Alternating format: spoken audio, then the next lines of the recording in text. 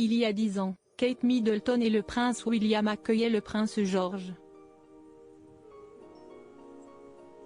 Scène et suivit l'arrivée de la princesse Charlotte et du prince Louis.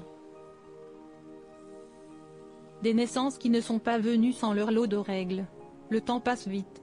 En juillet dernier, le prince George a célébré son 10e anniversaire. Si l'héritier du trône britannique a un avenir tout tracé, Kate Middleton et le prince William tiennent à lui réserver, ainsi qu'à sa sœur et à son frère, une enfance des plus normales. Ils élèvent leurs enfants, en particulier George, en lui disant qui il est et ce dont il va hériter, mais ils tiennent à ne pas les étouffer avec le sens du devoir, expliquait l'experte en royauté Cathy Nicholl dans son livre The New Royals.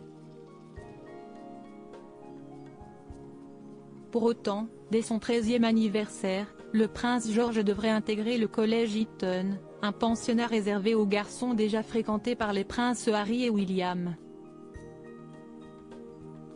Un choix qui aurait brisé le cœur à Kate Middleton.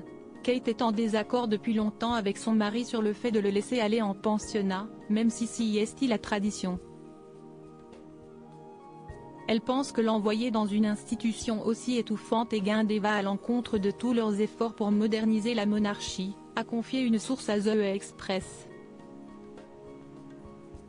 Un protocole contraignant ses contraintes et ses sacrifices à l'égard de ses propres enfants, Kate Middleton ne les connaît que trop bien. En effet, la princesse de Galles a dû se plier à quelques règles strictes dès la naissance du prince George, le 22 juillet 2013. À titre d'exemple, lors de la naissance de son fils aîné, l'épouse du prince William a dû attendre avant d'annoncer la nouvelle à ses propres parents et amis. Selon le protocole royal, le monarque doit être prévenu en priorité de la venue au monde d'un héritier au trône.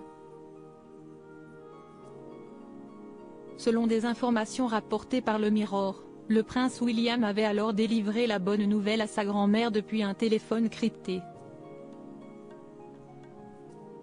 De plus, la reine Elisabeth II possédait un droit de veto sur le prénom attribué à l'enfant. Lors des naissances de Charlotte et Louis, le protocole était le même. On ignore si les enfants du prince Harry et de Meghan Markle ont connu le même sort.